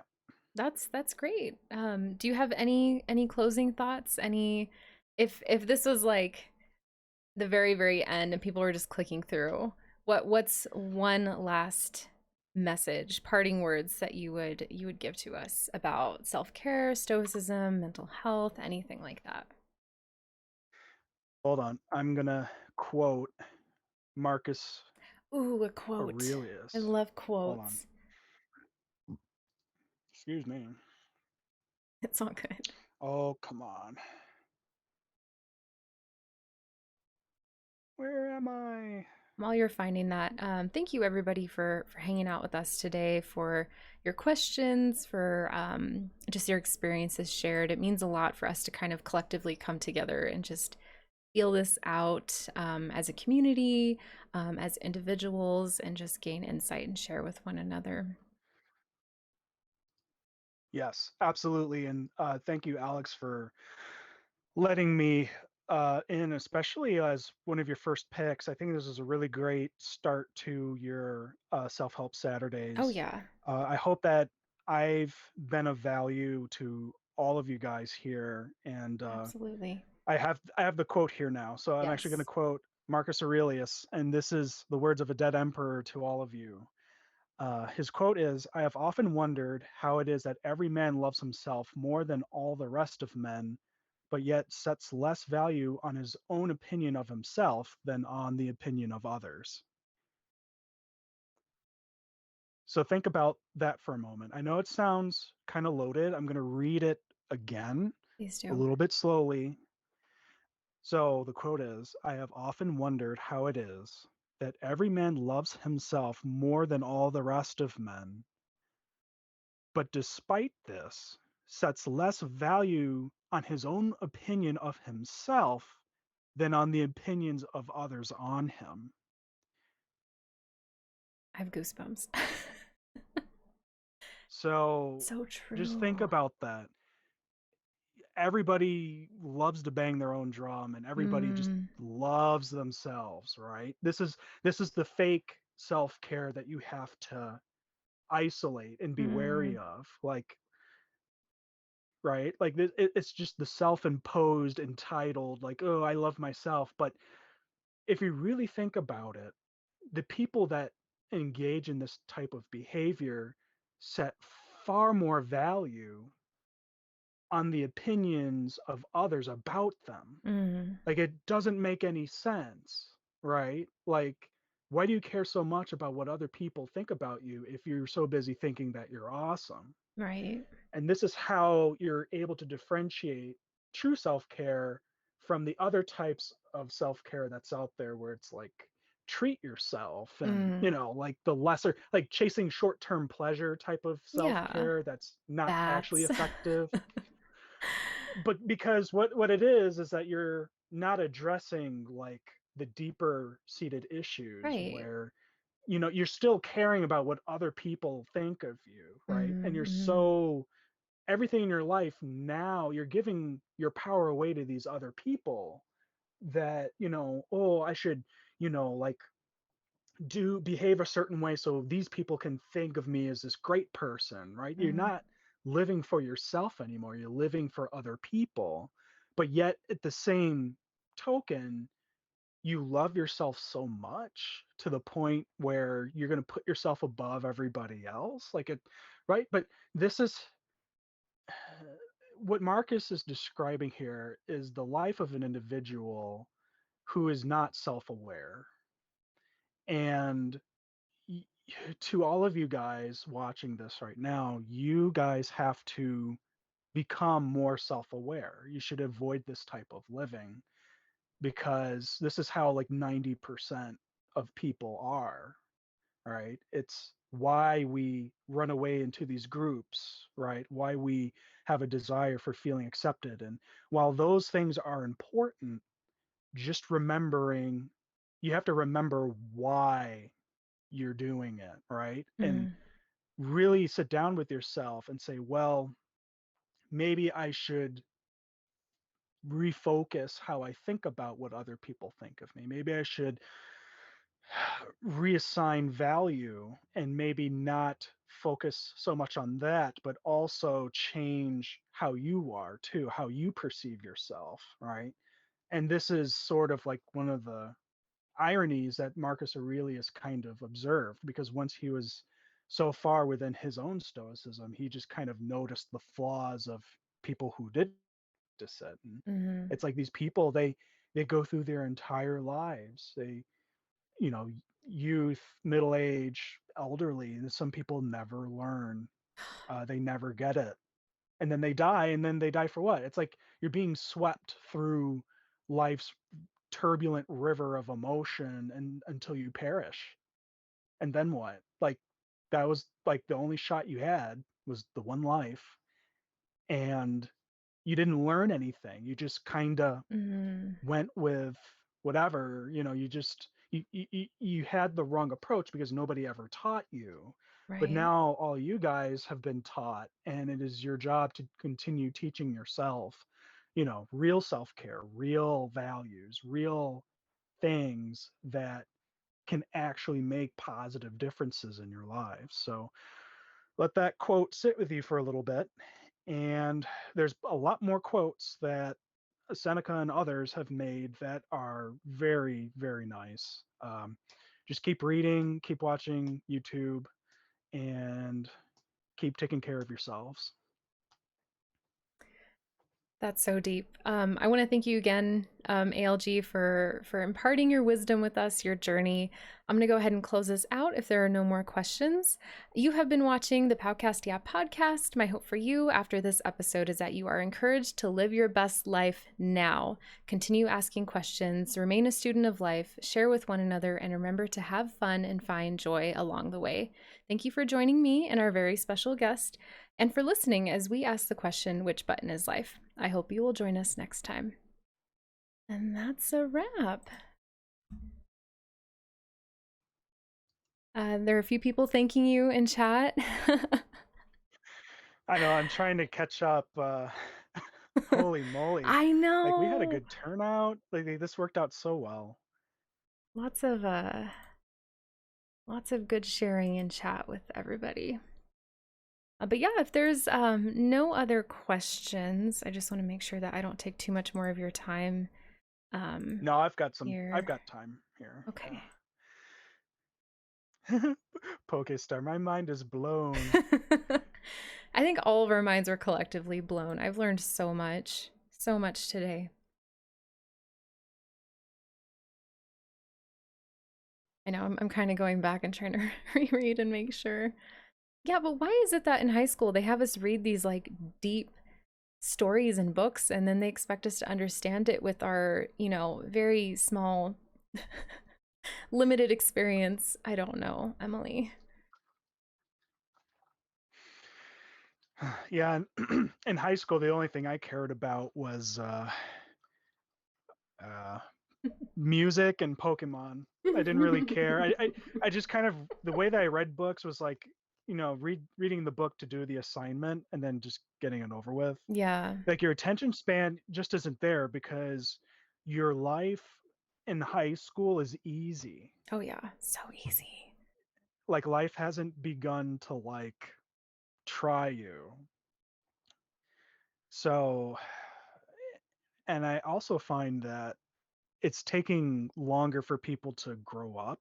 Mm, It's not like in the olden days where there was no technology, and as soon as you were 14 you had to till the land and take care of the livestock and then go off to war, right? mm-hmm.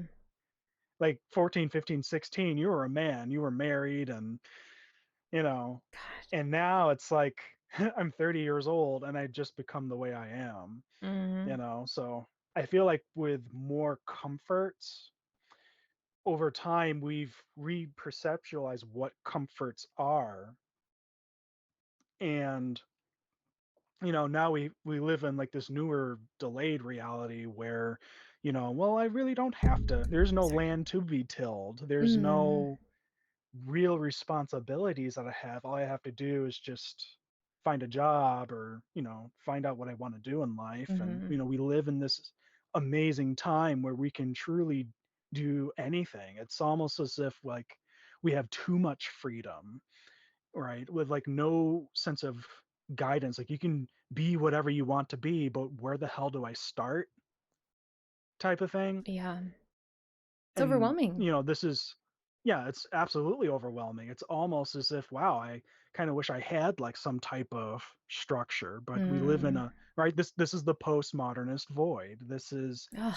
existentialism. This is like nothing, like, but how do we perceive nothing? Like this absolute freedom, like is it really that great?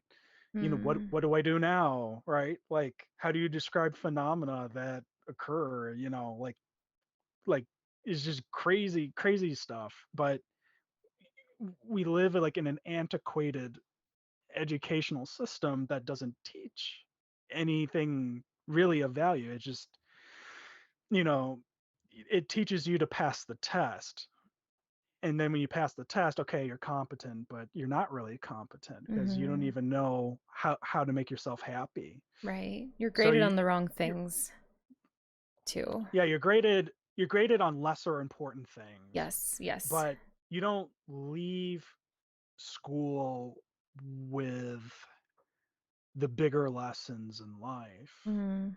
You don't. You leave learning some arithmetic, and which you forget 2 years after Oh you my God. graduate. It's so true. And you leave like, oh, I know how to balance my checkbook, and I know how to drive a car, and I know how to like I know about George Washington a little bit, and I know about how to vote, and I know that America is great. We're the greatest country ever. And that's it.